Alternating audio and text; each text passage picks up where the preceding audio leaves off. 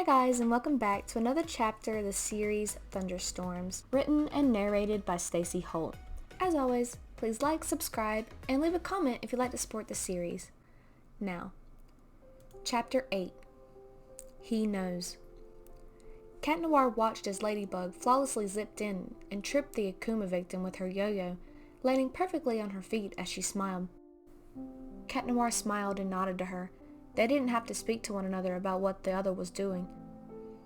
They knew their fighting pattern better than anyone else and trusted one another completely. The Akuma victim was a lot stronger than they had imagined and struggled to figure out how to beat them. Ladybug and Cat Noir hid behind a car to recollect their plan, but Cat Noir had other plans. "So, how do I know you, my lady?" Cat smiled. "Cat, right now is not the time," Ladybug groaned. Just as she yelled at him, she was hit with the victim's attack and went flying into a nearby building. "Ladybug!" Cat called out, running to her. She was laying on the ground, disoriented from the impact. "Cat, the staff," Ladybug said softly, feeling as if she had the breath knocked out of her. She handed him her lucky charm, which was a piece of gum, and he stuck it in his mouth. He turned around and ran toward the Akuma victim and spit the gum at the victim, who caught it with the other hand, thinking it was an attack, only to find it was a sticky piece of gum. As they were trying to get the gum off of their free hand, Ladybug could hear him yell Cataclysm. Ladybug finally caught her breath and zipped over to him, seeing the victim was back to normal. Ladybug fist bumped Cat Noir. He was smiling though, she didn't seem happy. Ladybug picked up the half piece of chewed gum and threw it into the air as she yelled Miraculous Ladybug to restore things back to normal. "What's wrong, LB?" Cat asked, seeing her earlier cheerful self vanished. "Meet me tonight on the roof where you gave me the rose." "Take him back?" Ladybug said. Cat nodded and helped him up, disappearing into the distance. Ladybug zipped her way back to the school and jumped back inside the locker, gripping her side in pain. Tiki flew out to look and gave her a frown. "You have to be careful, Marinette. Plaid gives Cat Noir enough power to take the hits. I don't. I give you luck so you won't get hit. Any hits as strong as that one can cause you pain." Tiki frowned, feeling guilty that she couldn't protect her friend. "I know, Tiki. Thank you. I'll keep that in mind." Marinette smiled, but sat down in the locker as she tried to let the pain subside on its own. A few minutes she heard hurried footsteps coming closer and a bright light shined in her eyes. "Are you okay, Marinette?" Adrien said, helping her up. "Oh, yeah. Totally fine. I just sat down because I didn't know when you'd be back," Marinette lied, feeling it best not to tell him that she was actually hurt. "What time is it? Oh, it's 4:10. We better go meet them," Adrien said, looking at his phone. Adrien opened his car door and went inside the back seat with her and asked his bodyguard to take them to their destination. On the car ride there, they were both silent, even though the bodyguard couldn't hear them because the window inside was rolled up. Marinette?" "Yeah?" Marinette said, trying to push her pain to the side and smile. "Are you sure you're okay with going? I'll help you tonight, but you're just really quiet," Adrien said, feeling a little guilty. "Oh no, it's fine. I always wanted to go on a date with you," Marinette said with a blush spreading on her cheeks. Date? This is a date?" Adrien asked. It doesn't have to be," Marinette stuttered, feeling as if she misunderstood the situation. No, I like it. It's a date." Adrien smiled. Adrien shifted closer towards her and took hold of her hand and smiled down at her. Marinette smiled back and leaned her head on his shoulder until they both arrived at their destination. Adrien helped Marinette out of the car and met with Ollie and Nino. They went on a few rides and got some ice cream, as well as watched the sunset begin to set, when Adrien remembered what Ladybug had said to him. "I have to go, you guys," Adrien said. "One more?" Alia said, pointing to the Ferris wheel, hinting to Adrien that him and Marinette could go on it together. Marinette, would you want to ride the Ferris wheel with me?" Adrien said, his eyes meeting hers. Yeah, sure," Marinette said politely, even though she wanted this magical date to go home and cry into a pillow because of the pain from her side. Adrien took her hand and led her to the Ferris wheel, helping her step into it with a smile. He sat down beside her and looked at the distant landscape that seemed to have been painted by every color of the rainbow. Adrian swallowed and pulled Marinette closer. She looked up at him, eyes wide with surprise. Want to pretend there's a thunderstorm? Adrian smiled, blushing. Marinette giggled and saw him leaning down to meet her. She closed her eyes and was going to kiss him back, but jumped back in pain. What's wrong?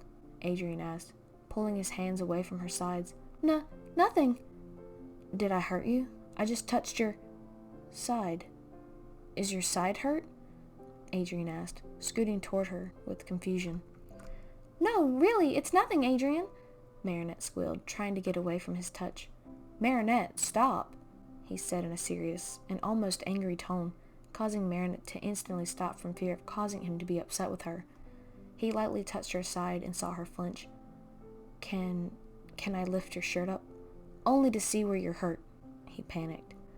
Marinette slowly nodded and lifted her shirt up to reveal an enormous black and purple bruise on the side of her stomach. Marinette, how did you get that? What happened? He asked. Before she could answer, the door to the Ferris wheel opened and revealed Nino and Alia waving at them with smiles on their faces. Marinette shoved her shirt down before they could notice and stepped out, walking to them. Adrian sighed and walked behind her, thinking, The Ferris wheel is one of the most romantic rides here, right, Adrian? Alia laughed, winking. Yeah, definitely, he sighed.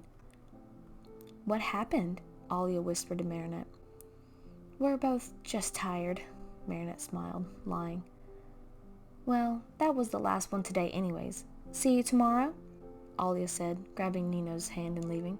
We'll drive you home, Adrian said in a harsh tone. Marinette swallowed, wondering if she had done something to make him upset. They entered the car like before, and the car ride there was more awkward than before.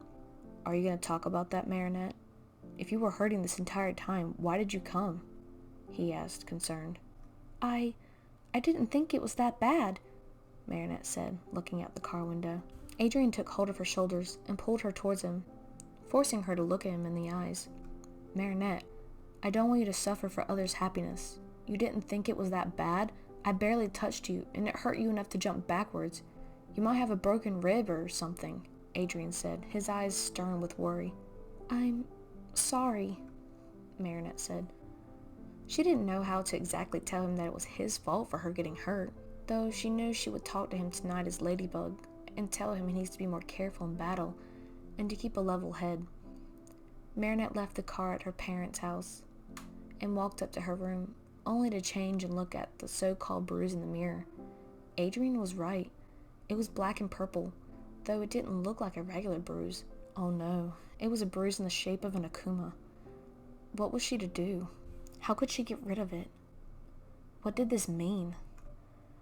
She quickly covered it up before Tiki or anyone else could see and sat down at her desk, covering her face with her hands.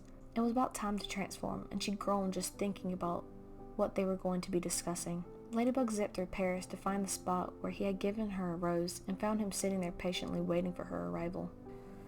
The pain she felt earlier wasn't there when she transformed, which was a relief, but she knew as soon as her superhero skin was shed, the pain would return. Cat? She said, sitting down beside him. Yes, my lady? He said, turning to look at her. I was hurt today, she said, trying not to look at him in the eyes. Hurt? But I thought our suits were almost indestructible. Yours is. Mine, not so much. My luck keeps me safe most of the time, but we're people. We aren't invincible, Cat Noir. I'm sorry. It's my fault, isn't it? She could tell he felt terrible, and leaned her head on his shoulder. You need to focus during the battle. We can't afford to make mistakes.